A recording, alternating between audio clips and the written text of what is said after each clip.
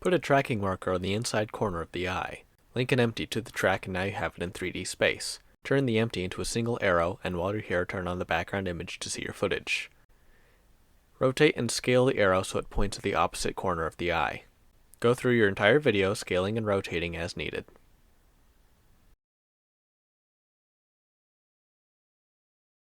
Add a sphere to replace your eye. I'm going to delete the bottom edges to make it easier to see what we're doing later. Scale and position the sphere so it just covers the eye. Then parent the empty to the sphere. Now freely rotate it so it points in the same direction as the eye. Go through your footage and rotate as necessary.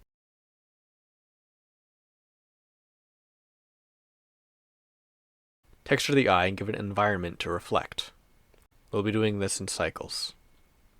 Make a mask around the visible part of the eye. For the corners, set the handle type to free. This keeps the corners sharp while still giving a good curve for the eyelids.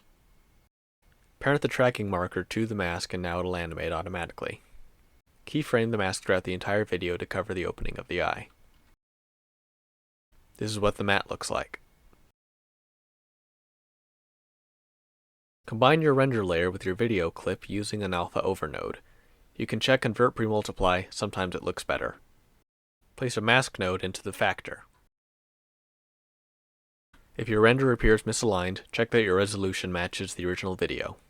We have a really long render time even though there's only one thing to render because it's still calculating all the empty space. Use a bordered render to only render the area where the eye actually appears.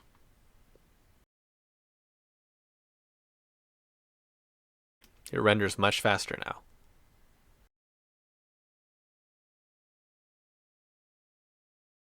This is the result. Take the render and place it above your video in the video sequencer. Set the blend mode to alpha over. Use offset and crop to cut out the black frame. To cut out the bottom and left side, you'll have to move it up and over by the same amount of pixels. It might not always be synced. You can use an image sequence rather than a video to prevent this. Sometimes it will still be one frame off so you can slide it until it's synced. If you try to render it out now, you might see this error. Go back to our main window and get rid of that.